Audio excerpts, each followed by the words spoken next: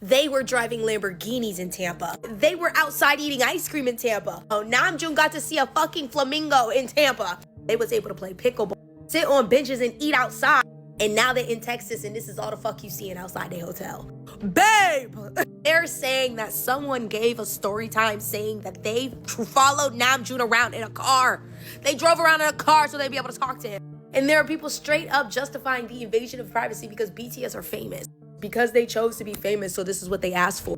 Are we talking about the same group of 7 Koreans? The same boys who are asking y'all to put y'all phones down in concerts, who make songs about not being on your phone? Babe, back in 2015, they have a whole song called Can You Turn Off Your Cell Phone? They have an entire song where they're calling phone addicts dumb. They're calling y'all dumb. But y'all aren't actually fans of BTS's music. Y'all just want to be in their fucking face. And don't get me wrong, I want to be in them niggas' faces too, but I'm not forcing no nigga to like me.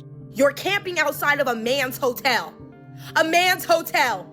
A man's hotel. To the dummy that tried to say, I've been a long fan of BTS, so I feel like them getting pictures taken on the side of the street is very good exposure for them so that they can get new fucking fans. This is not 2014, dummy. This is not American hustle life anymore, dummy. BTS are selling out stadiums. I went in Uber trips in Tampa, and you know what Uber drivers were saying? They were like, yo, we have never seen the city this fucking crazy over what, K-pop? The fact that they are selling out stadiums is enough fucking exposure for people to get into BTS. You don't need a picture of them niggas on the side of the road saying, hi. They are not your fucking circus monkey.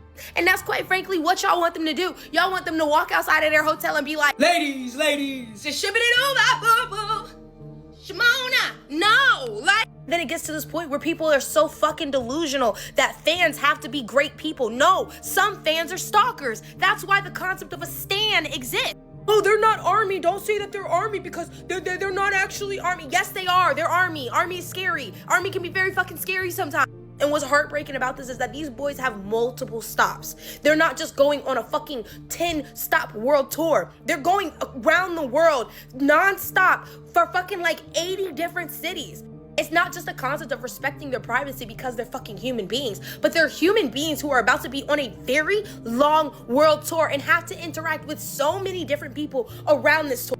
How is BTS expected to get through this tour mentally sane when they have to worry about people standing outside of their hotels, chasing them down in cars, running after their cars, fucking following them around, and then appear at a concert having to fucking smile and wave at people, knowing that the more of themselves that they give, the more y'all are going to try to take from them. You give a fucking mouse a cookie and guess what's going to ask for? Some milk.